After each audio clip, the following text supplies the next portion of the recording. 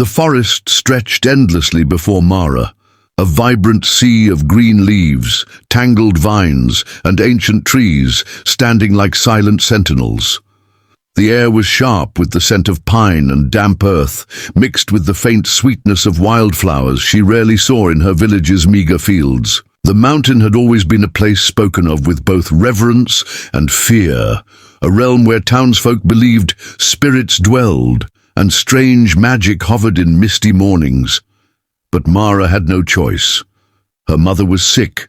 The village healers had given up, and the one herb rumored to cure the fevers that racked her mother's body grew only deep within these tangled woods. She stepped carefully over roots and stones, the basket in her hand swinging lightly. Her fingers brushed leaves, memorizing the shapes that would guide her back. The further she moved, the quieter became the faint sounds of village life behind her. Now, the only music was the rustle of animals hidden in dense brambles and the chirping of crickets waking before dusk. Mara stopped to catch her breath, her skin flushed from exertion, but her spirit unwilling to give in to the fatigue pressing at her limbs. Lost in the swirling green, she almost didn't notice the sharp crack of a twig breaking nearby. Her heart jumped. She spun toward the sound, searching the half-darkness beneath the intertwined branches. For a moment, the forest felt too still, as if holding its breath, and then a figure stepped forward. A tall, broad-shouldered man whose presence felt as much a part of the wild as the trees themselves. His hair was tangled and unruly, streaks of silver fighting with thick black strands, as if nature herself had woven a crown of storm clouds on his head. His eyes caught the fading light, a wild brightness shining like a predator's gaze, sharp and ancient.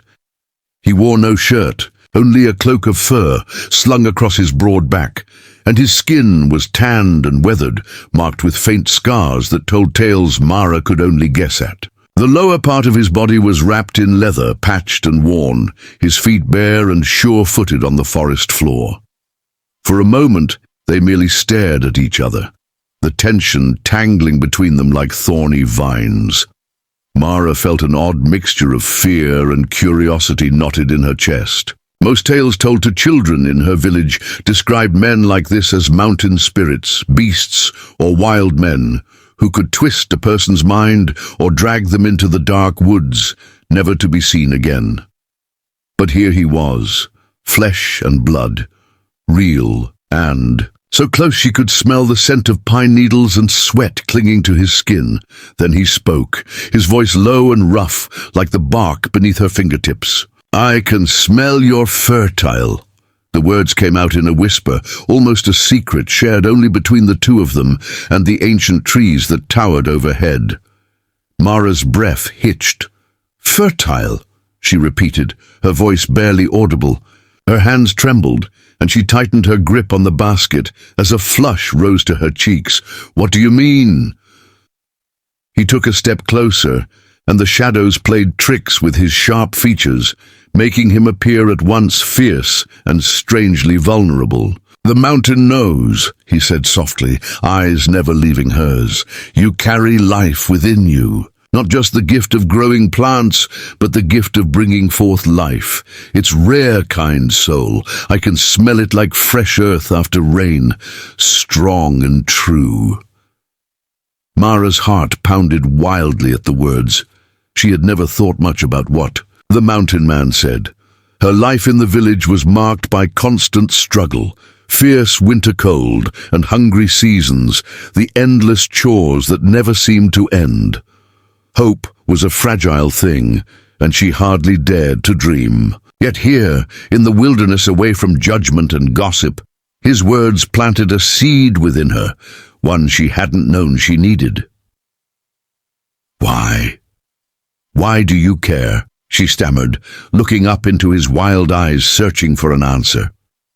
His face softened, the fierce edge melting away like snow under the sun. "Because the forest watches over those it chooses, and you're chosen. But dangerous times come. The mountain whispers of change, of those who would see such life crushed before it can bloom." Mara studied him more closely now, noticing the small things, the way his breath caught in the still air, the faint trembling in his hands when he reached out to brush a strand of hair back from her sunlit face, the depth of ancient loneliness in his eyes. She realized that beneath the wild and untamed exterior was a man tethered to this mountain by something far older and deeper than she had imagined. "I came here only for herbs," she said quietly, her voice regaining some strength.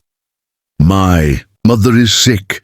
I don't know about life or magic. I only want to help her survive." The mountain man nodded solemnly. "Then you must be careful, Mara. There are those in the village who fear what they don't understand, and others who would use your gift for darkness. The mountain is a sanctuary, but it can be a prison too." She swallowed her fear. "How do I stay safe?" He looked around the forest as if listening to a secret song only he could hear. "Trust the earth beneath your feet. Listen to the wind. And remember, sometimes the wildest things hold the greatest protection." Mara's eyes met his again, searching for the meaning behind his words. His gaze was steady and unwavering. "I will protect you," he said simply, the wild man with a whispering voice carrying the weight of mountains. "For life is precious, especially yours." She hardly knew what to say. The basket felt too light in her hands when held next to this strange promise. As twilight settled deeper into the forest, the mountain man turned and melted back into the shadows, leaving Mara with an echoing sense of destiny she hadn't dared imagine moments before. Her breath caught once more as she whispered into the cooling meadow, "Thank you." And though the forest gave no answer, the leaves above rustled gently like a secret song meant for her alone. The fire cracked and hissed as Mara sat huddled beside it, the thin warmth a comfort after the chill of the mountain night had crept into her bones. The forest around them was a living shadow in the flickering light, tall trees swaying gently, their branches whispering secrets carried by the cool breeze. Somewhere close, an owl hooted softly, a haunting lullaby under the endless canopy of stars. Aaron, the wild mountain man, sat opposite her, his silhouette outlined by the firelight. His rough hands, calloused from years of living with the earth, moved carefully as he picked at some twigs, arranging them for the flames. The stern edges of his face had softened since their first encounter, the primal intensity replaced by something quieter, protective, even tender. Mara glanced at him, still struggling to grasp the sudden shift in her fortunes. Just hours ago, she had been alone, scared and burdened with the weight of her mother's sickness and her own fragile hopes. Now, here was a man who had deemed her worthy of his attention, his care. The mountain giants of local lore had never felt so real, not as spirits or monsters, but as this raw, wild creature who seemed to belong neither wholly to the earth nor the village below. "I've never seen the mountains so alive at night," Mara said softly, breaking the silence. Her fingers, stiff from the cold, sought the warmth of the fire. "Back home, the forest feels empty after dark." Aaron nodded without turning. "The day is the time of the village folk. The mountain awakens when the sun folds away.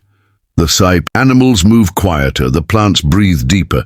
This place holds memories, old magic. Not everyone can hear it." "Can you?" she asked, curiosity threading through her voice. He glanced up, catching her gaze. "Yes. Once, before the village took more than it gave, the mountain spoke plainly to those who would listen. I learned its language, through silence, through life and death, through patience." His eyes flickered with a shadow of pain. "Now fewer hear it, even fewer understand how precious that is." Mara tucked a loose strand of hair behind her, ear feeling the weight of his words settle over her. "I came here for the herbs that heal," she whispered. "My mother is very ill, and no one in the village can help her anymore. They said I was foolish to wander so far. Many would call it foolish, Aaron admitted, but sometimes the only path forward is the one others fear to take. He shifted slightly, exhaling deeply. This mountain has protected me, taught me. You must learn to protect it in return. How? I'm just a poor woman from the village. I know little besides chores and hurt. His eyes leaned in like a weight, pressing gently on her chest. Strength isn't measured only by muscle or craft. It is in resilience, in kindness, in the will to carry a burden when you want to let it fall. The mountain sees that in you. Mara swallowed the lump rising in her throat. All her life, she had felt invisible, insignificant, a face lost in the crowd with nothing to offer but duty and survival. But here, with this wild man who could smell her hidden gift and speak of life as if it were a treasure, she felt something stir inside her, a fragile hope. "What if I lose it?" she asked quietly. "What if the sickness takes my mother before I can find a cure?" "You must believe," Aaron said firmly. "Belief is the seed. Without it, the mountain's power. Wilts, I will help you find what you need, but you must carry the faith for your mother, for yourself." Time seemed to fold as they talked, the fire shrinking to glowing embers. Mara learned about the rare herbs that only grew where the soil was richest, how to read the subtle signs of wildlife and weather, and the ancient respect the mountain demanded from those who sought its gifts. Aaron's stories wove a tapestry of old wisdom and forgotten rites, a world where every leaf and stone was alive with meaning. When the first hints of dawn lightened the sky to a pale blue, Mara felt a calm she hadn't known in months.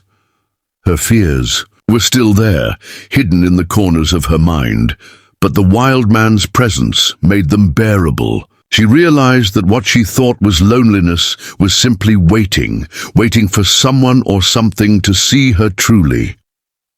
Aaron leaned back against a tree trunk, eyes half closed as if listening to the forest's pulse. "Tomorrow, I will show you where the herbs grow." His words were simple but held weight. "But today you rest. Tomorrow the mountain's secrets will begin to unfold for you." Mara nodded, feeling both exhaustion and anticipation. "Thank you, Aaron, for your protection." He smiled then, a rare and genuine curve of his lips that made the wildness in his eyes soften even more. "You have the strength to protect yourself as well, Mara. The mountain whispers to those who listen, don't forget that." As she lay down on a thick bed of moss, wrapped in a coarse blanket he had offered her, Mara's thoughts drifted to home, to her mother waiting for a cure, for her family hoping against hope. The mountain was no longer just a place of danger and mystery. It was a sanctuary, a place of rebirth. And maybe, just maybe, it was also where she would find herself. The last embers of fire flickered and died, and the forest settled into a hushed, watchful silence. Under the vast, star-spangled sky, Mara closed her eyes. Somewhere nearby, Aaron's steady breathing mingled with the life of the mountain, a wild heartbeat that promised more than survival. It promised a future woven from the earth itself.